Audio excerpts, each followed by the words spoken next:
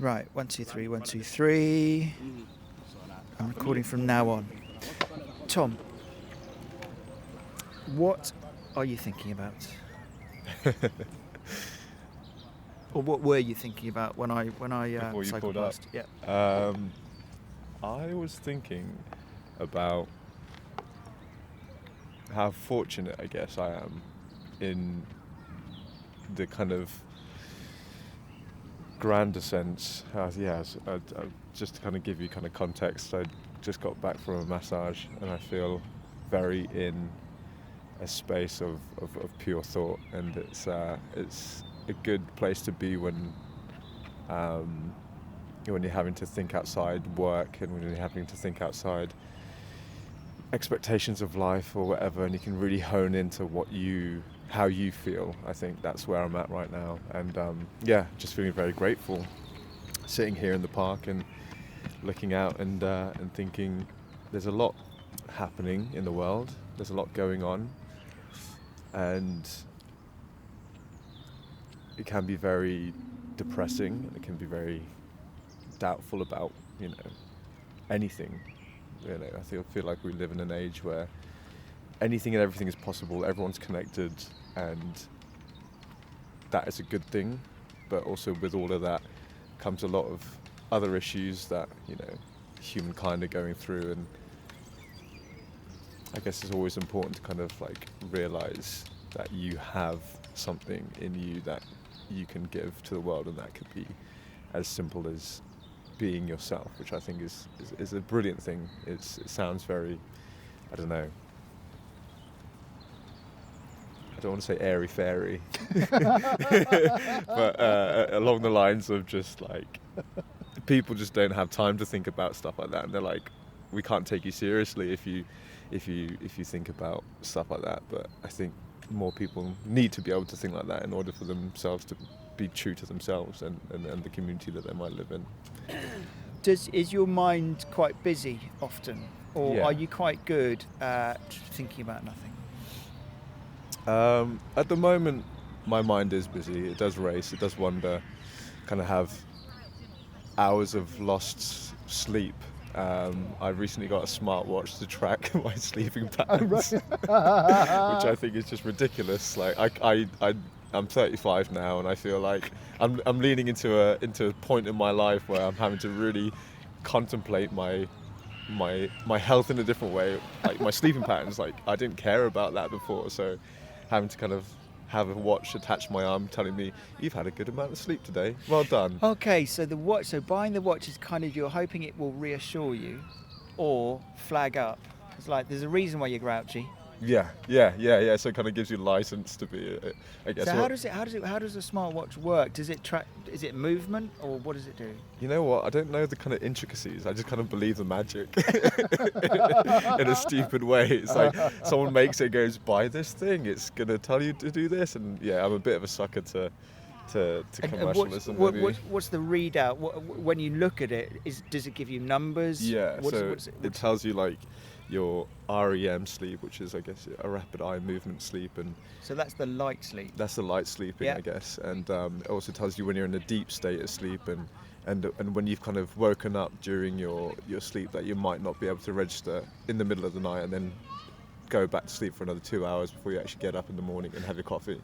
So it gives you the kind of timelines in which the moment you go to sleep to the point where you kind of wake up in the morning, and I don't know how it does it. Yeah. But it knows. It even knows when you're napping as well, which I think is just incredible. Because That's good. I like that. Yeah, I tend to have naps quite a lot at work, and oh great. Yeah, which is kind of like a privilege as well. I'd like to have your job. I don't think my bosses are happy with the fact that I find the time to nap, but I go and just nap. make sure they don't look at your watch. Yeah, exactly. If they could read my watch, they'd probably fire me on the spot. So if you're able to nap from work, nap at work, does that mean that you work from home? No, I work in a theatre.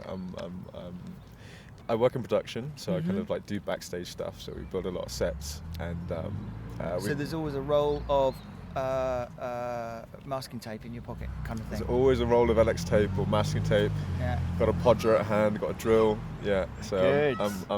I'm a handyman. Nice. And it's a laborious job in terms of like the labour of using your body a lot. So you have to nap. You have to be able to find time to kind of switch off and relax. So I think going back to your initial question of like, does your mind race a lot, or are you quite,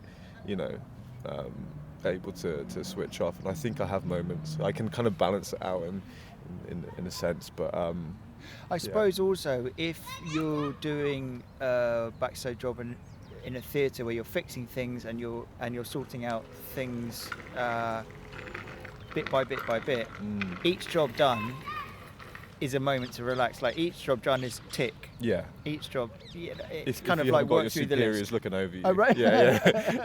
It's Here's a time, the next list. Yeah, exactly. Yeah. Here's the next list of things to do. It's almost like you don't want to say that you've done the lists. Yes. It's almost like you're going, I'm good at my job. I've done the things that I needed to do, but also I don't want to let them know that I'm good because they'll give me another task that they need doing. So yes. You become the kind of.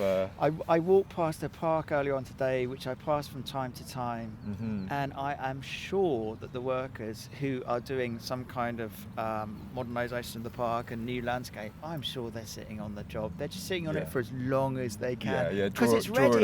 It's been ready for weeks. Yeah. Everyone who walks past is like, when can we go in that part of the park? Oh, this is going to be another couple of months. Yeah. What, are you kidding me? Yeah, it's like I can see it. It looks done. perfect. Yeah, it's like who's told you that it's closed? Yeah. It's funny, that thing you do at work sometimes when someone does come along and goes, are you busy? And your automatic response is to go no, and then you quickly double think and you go, I need to be busy. Yeah. It's a terrible thing, isn't it? Because at the moment you say you're not busy, it's like the next thing we can do is give you something to do. It's like you can't allow someone to not be busy, and I think that's the thing. Actually, if I was to kind of request one thing from people living in the city, is just allow each other to not be busy or not be bothered. Yeah. Even having yourself like rock up here on your bike and have you got a few minutes to talk? And I was like, no, I actually have. I actually have got a couple of minutes to talk, and it's fine. And it's not taking anything really out of my day because I've allowed myself this time to be with myself, but also, I might meet someone who's really fascinating and interesting, and we could share a lot about how we're thinking and how we're feeling. So, yeah. So this is an open day, or an open afternoon for you. Your mind is open, your face is... Do you know why I stopped? It's because I've gone along a line of benches here in Vicky Park, and you were the person with your head up. Oh, really? So I quite often stop and speak to people whose head is up, and they're looking crazy. around them because they're open to the world. Oh, wow. Whereas a lot of people are bent down and closed, or speaking on their phone, or smoking a joint, or whatever it is. Yeah. So how often do you find people not on their phone and face up? It depends where I am. It kind of depends on the day and depends on the weather also too. But it's the exception rather than the norm. Yes, of course. That's terrible, isn't it? It is terrible, although I think to use a kind of horrible but useful phrase, resting bitch face, that we all have. Most of us have quite a closed face, I think, when we're in neutral. Yeah. And so it's not very approachable. Yeah. So I think a lot of people look a bit grumpy or don't talk to me now. And then if you engage in conversation, they're lovely. But it's kind of, I don't think many of us look at peace when we're actually resting. Yeah, no, that's interesting, isn't it? It's constant worry. It's like that's the resting bitch face. It's like I'm not unhappy. Wow, that's interesting. There's a guy gone past on an enormously tall bike doing a wheelie. A bit kind of like overcompensatingly tall. He's run away from the circus. It's you know that thing about like being drawn to people. I think he wants the attention. It's well, I've seen him before, but he goes at quite a pace. Yeah. So he's not stopping to chat. He needs to keep going for his wheelie.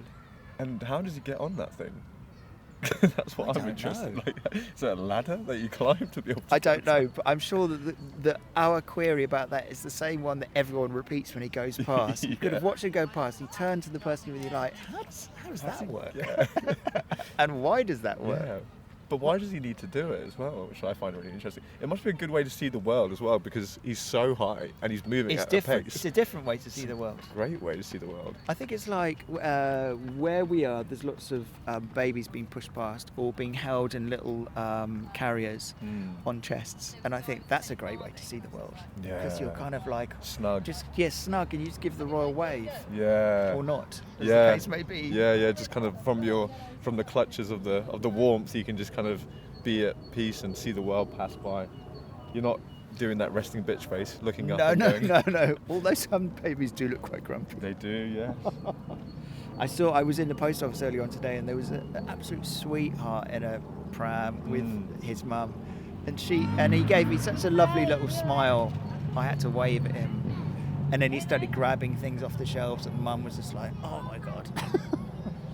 I mean, he might look sweet, but it's such a funny thing, isn't it? Because I think tapping into your kind of inner child ambitions to kind of be curious and find out stuff, that we kind of stop ourselves from doing that at some point, because we have to, don't we? We do have to. Yeah. And there's that kind of a line of it. And then you look at kids and they're kind of able to do that. You go, how can I enlist that into my adult life? How can I kind of be still curious, but without being a tyrant, you know? So, this makes me think of one of my sisters-in-law who's really tapped in at this age and stage. Her kids are three kids are almost all but one have left home. They're sort of grown-up kids. She's tapping into play, and we should play, and stop trying to be serious adults so much, and be a bit more childlike. And it's a lovely approach, and it's something that I admire when people can do it. I've got some friends who are playful like that. Yeah. I'm assuming that in the theatre... Constant play. And then there's seriousness when the work needs to be done, but playing is part of the professional approach to the work, I think. Yeah, I think, well, because also being an actor as well, that's part of the side hustle, is being able to survive in a world that might not allow you to be the thing that you want to be, which is, I want to be creative, and I want to be curious, and I want to explore and be curious. Yeah, be curious about things, and that's where my acting comes in. But it's constant play and constant discovery and constantly asking questions, which children do, right? We do that from an early age, and that slowly stops. I think that gets to a point. Even now, when I was saying I'm turning 35, I'm so in this kind of notion of thinking, can I still ask the questions? Can I still be curious, or do I have to know everything? That's interesting. Yeah, because you mentioned something about age earlier on, and age is now in the forefront of your mind. I was talking to someone for this podcast recently, and she, a couple of times in her answer, she said, no, it's not to do with age. She was very definitely kind of like, age is not part of my thinking process. Because I kept on framing, well, not kept on, but a couple of times I framed a question as like, at this age, or do you want to by this age? She said, like, it's not to do with age. Wow. So she was, naturally, age wasn't a thing for her, but I know exactly what you mean sometimes. I'm in my mid-50s, and age is very much part of how I think. I think because physically, I just feel aches and pains. Yeah. And so I'm reminded on a daily basis. It's a reminder, isn't it? I'm not young anymore. Yeah. For you, Tom, early 30s, would you say you're in your early 30s? Or are you allowing yourself to say mid-30s? Yeah, I'd say mid now, yeah. Does it feel good? I love it. I love being 30. Oh, great. It's the best thing. Yeah, it's the best thing. Because I think when you're in your 20s and late 20s, maybe being a 90s kid, always the kind of unsure kind of notion of who do I need to be, expectation of what do I need to be, or am I doing the right thing, was always the case when I was 20 or in my 20s, and then getting to 30. So there was worry? Yeah, I'd say so. Or questioning? Both, I'd say. And even masking as well, this idea that we'd kind of just do the thing that we're expected to do because that's what life is.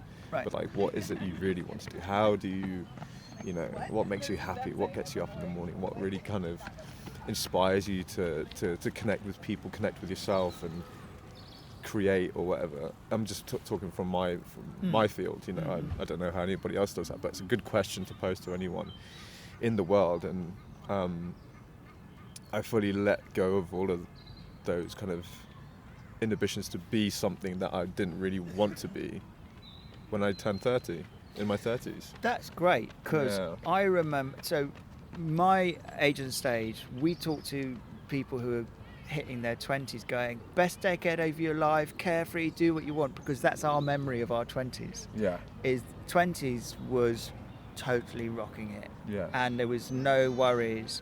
But it's interesting that you speak about 20s being something slightly different, and maybe we're just misremembering because it's like 3 decades ago for us. Yeah. But me and my cohort, we kind of think of our 20s as the time when everything was fab.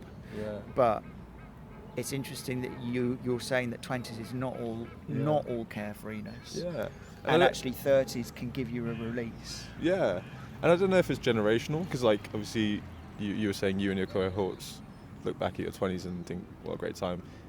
And it's not that I don't regret my 20s, but I just definitely feel more in my 30s. And I think that's like a building block for the rest of my decades. You know, I might get to 40 and go, oh, I love being 40. It's great. I can even be older and grumpier than now. Wouldn't it be great if every decade was better than the decade before, and you knew it was going to be? That'd be nice. Yeah, that'd be lovely. Yeah. I mean, why can't that be a thing? It should be a thing. We should all kind of explore, endeavour to make each decade the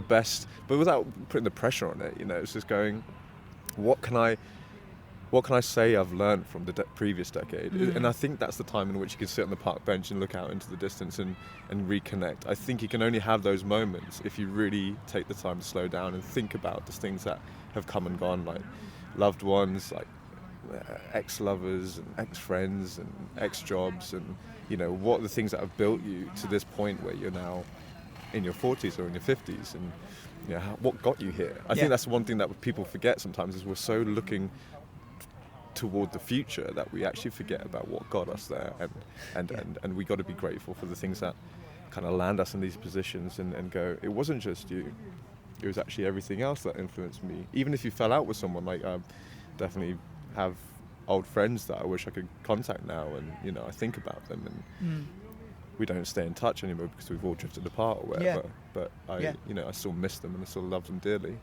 but we don't stay in touch. There's a thing I've thought a couple of times. I've been to a very, very old person's funeral in the family, let's say, and there's a couple of pews full, and there's a scattering of people in the church, and I've thought, this is not their life. If everyone they knew in their life was here to celebrate them, there'd be 1,000 people, because we all know so many people. And then, as you say, you move through a phase, you change jobs, you go into you move city, and you leave a lot of people behind. So many people are part of our lives at the moment, throughout our lives, but we kind of, as you say, we can't take them all with us. All the way. And I think that's also kind of weirdly okay, but in these moments of, you know, reminiscing, I think you can kind of still dwell on that and still think about that. Yeah. I think it's okay to do that. I think some people can be like, just, you know, think ahead and move forward and stuff. It's like, it's good to kind of remember certain things, even if it's not in your power to, and you're not able to.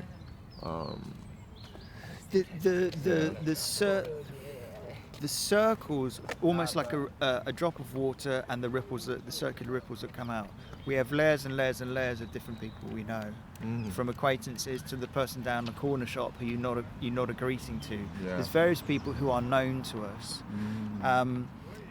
Do you think that we think about that in a very kind of us-focused way? We are always at the centre, or do we sometimes put other people at the centre and consider ourselves as one of the ripples of other people's lives? Because I just think we're quite selfish beasts, and I think we always only have our own perspective, but perhaps some people think of themselves as part of the ripples rather than the centre.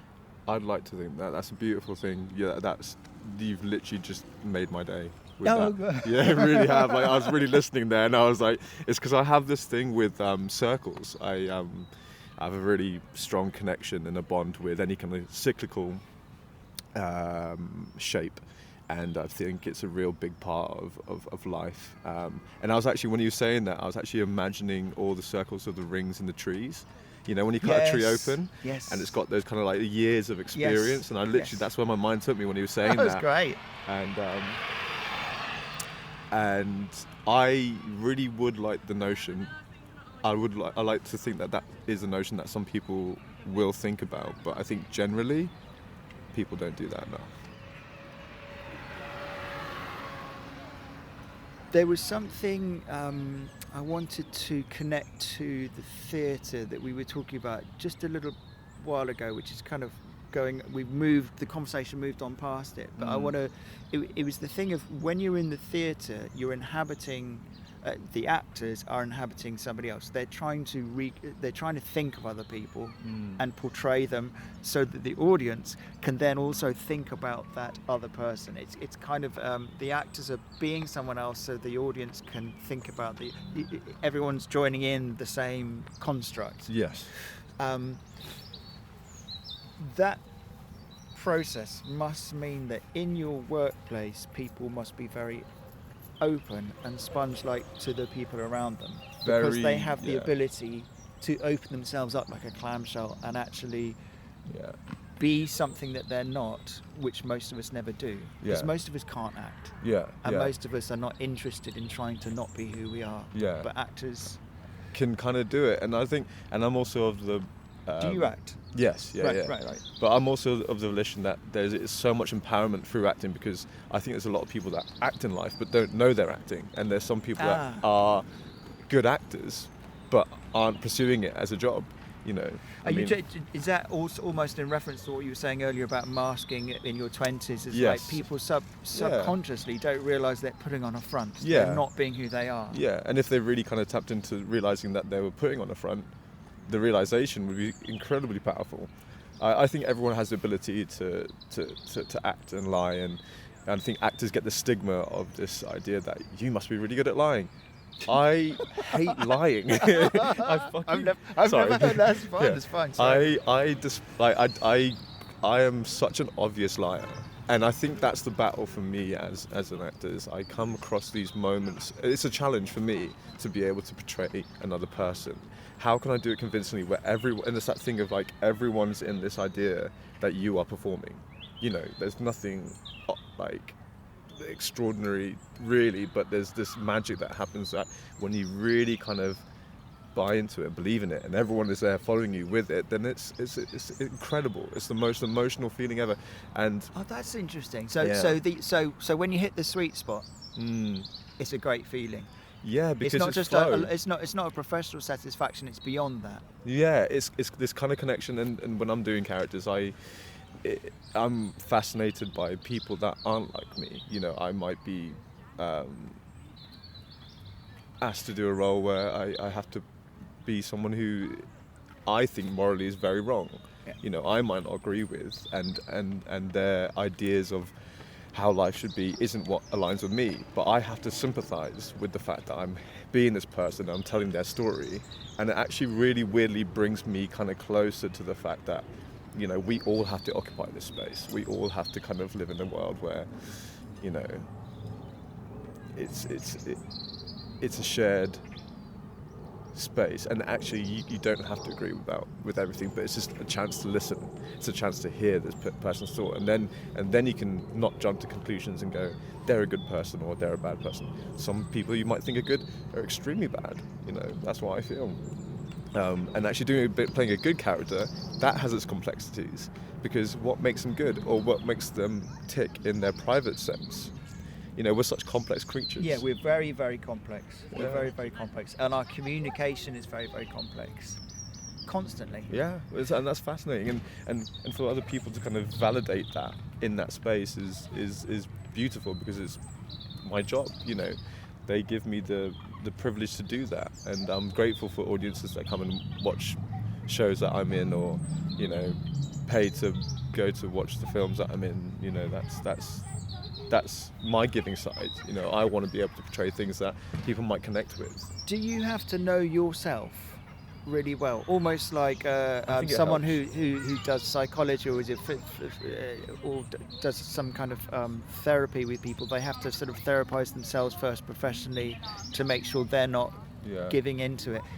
Do you, as actors, have to know yourselves well? Is that important or not? Or do you learn yourself by not being yourself, in a way? Does it inform you? For me, I can always because there's so many ways to, There's 101 ways to be an actor. Yeah, I really believe that. Yeah. And actually that's what I find fascinating in everyone's form that I work with or I can admire. It's like someone might have written a book about it and then they go, this is how you do acting. Right, the A to Z of acting. Yeah, and I don't think that's the case, because everyone has their own hot take of it. You might be able to interpret a character differently from me, but I'm really interested to know how you might do it. But I have the chance to do my version of it, and I can learn from your version of it. But going back to your question, I think it really does help to know yourself. I think you can only really put on the mask, or you can really do that if you are stable in the notion that you can always come back to yourself if you revert from yourself. For you to really dive into a character that isn't you and is morally not you, and everything that isn't you, you got to find that connection back to who that is you. And I want to be I want to set up a school, and I want to be a teacher and influence other people to understand their power in being able to tell stories. That's great. So you want to give on to people coming in or people who are already in the profession, to keep that muscle, and just let's learn together. Yeah, and that happens with conversation, like what we're doing right now. I'm having that moment with you saying about the kind of cyclical things, or the circles, kind of the ripples. Yeah. Do we see things in ripples, or do we not see that? And that was quite interesting for me. That's going to be a thing that I'm going to take away with me and think about. The Ripple School. The Ripple School. Yes, that'd be great. There we are. That's the Each actor is a drop. Yeah. In this grand pool of water that That's we live great. in. It's great that you're thinking about setting something like that up. That's the that dream. endeavour for the future, because it's something for the future, but it also, I'm assuming, if it's something you want to, it gives you a warm feeling when you think about it, because it's kind of like, one day. Yeah, I think that's the ambition. When people go like, what's the dream?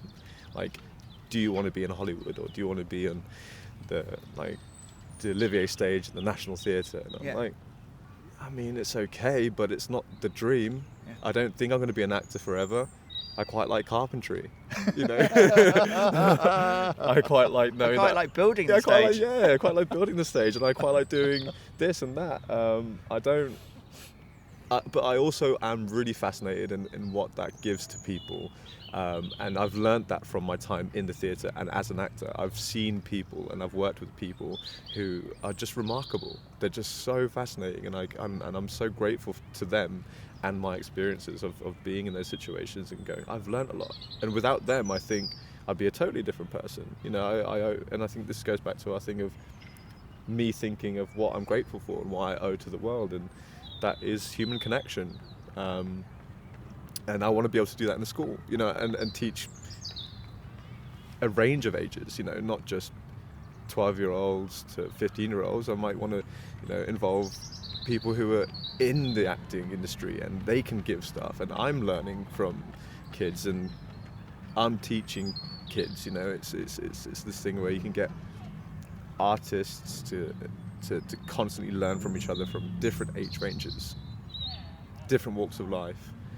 And now again, going back to this theory of the world right now, and everything's quite separate, or we need to kind of like be one against another. It's like, I don't get it. It doesn't make sense in my brain. In my head, I'm so grateful for the variety that I have in living in London as well. Like, we're so blessed with the variety of different people and cultures and foods and stuff. And I'm thinking about moving to New Zealand after all of this, but then I'm like, blimey. Yeah, so that's another thing. Little drop in there. Wow. Yeah, another thing to think about. But I'm hoping to move to New Zealand to continue you know, exploring the world and exploring that side of the world, because I'm Papua New Guinea, and my family live in Papua New Guinea, so it's going to be close to Papua New Guinea.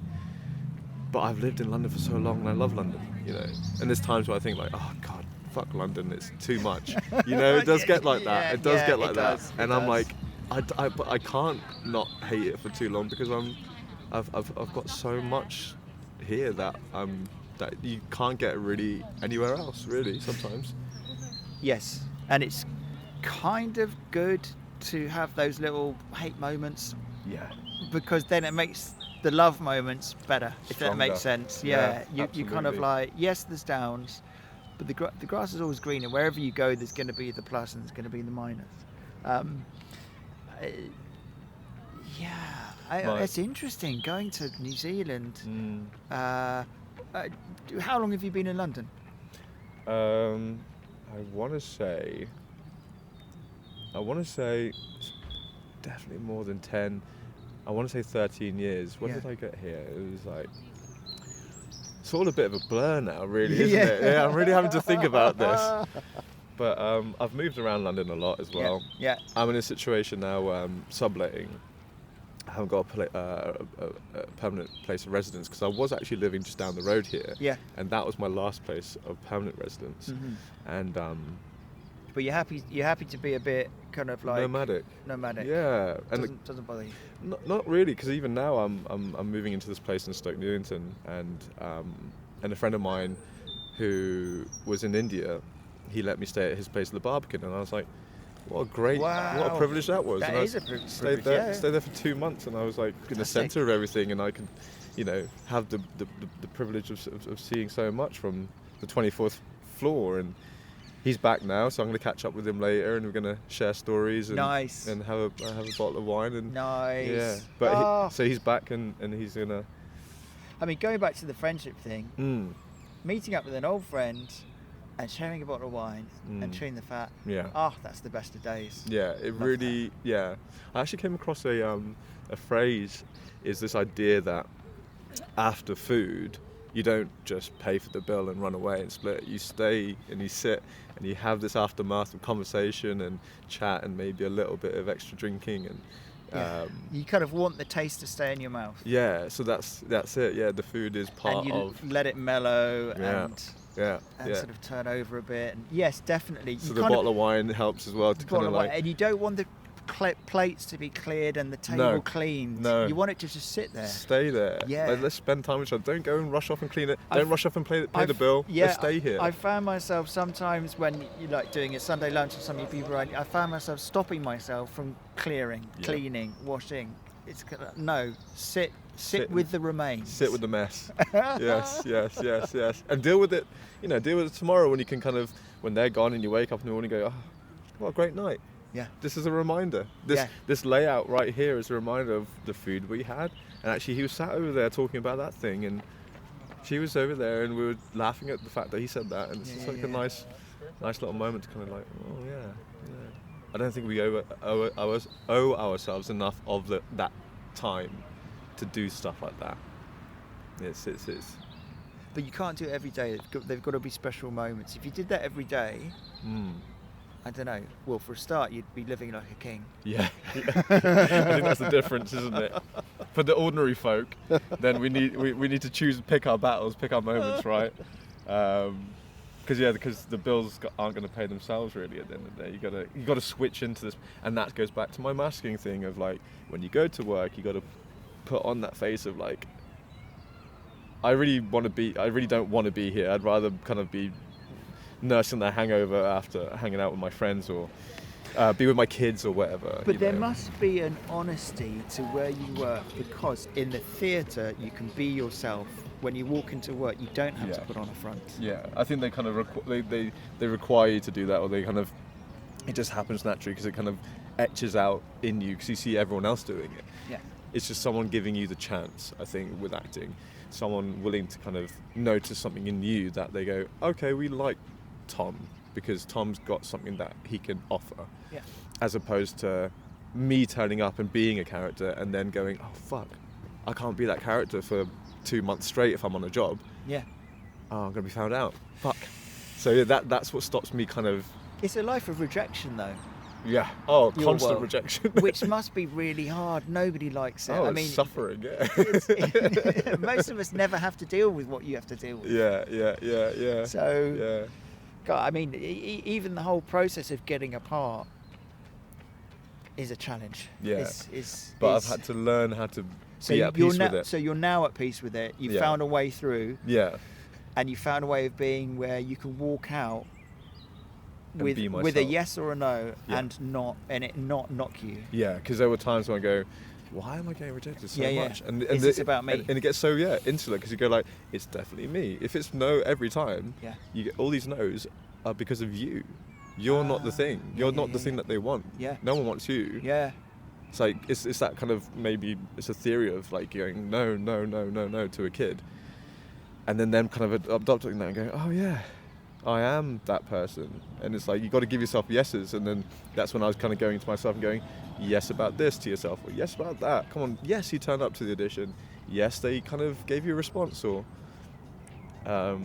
yes, there is something else out there for you. And then when that comes along, you grab it with both hands and you do the best you can with it, and you enjoy every moment. So whenever I'm on set, and actually this is generally most of the time, you see everyone who's on set and they're super lovely because everyone wants to be there. Everyone wants to be there because they've earned it. We've all worked for that point where we've gone, this is what we want to do and this is what we love doing, so let's enjoy it.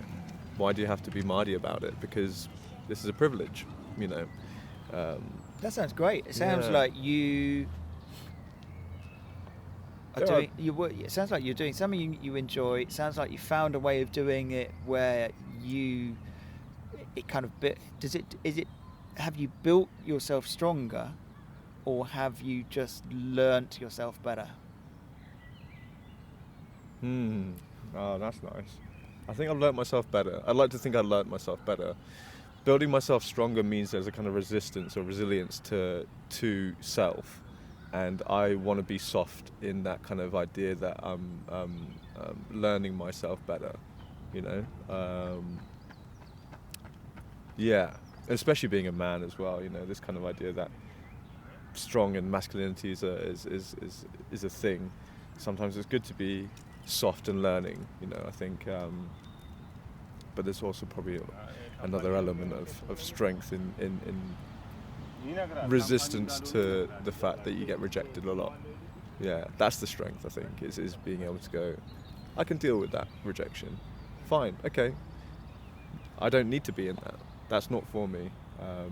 There is something else out there for me, and when that thing comes along, it's like, of course, this is what the thing was waiting for me. And I'm working on a project right now that I'm 100% right for, and I'm so grateful it's come along now. And if I could tell my if I go 10 years back, I was 25, if I told myself that this would come along and there's a whole heap of rubbish to kind of get through before you get here, he wouldn't believe me, if that makes sense. Interesting. Yeah, it's that thing of going, I want it now.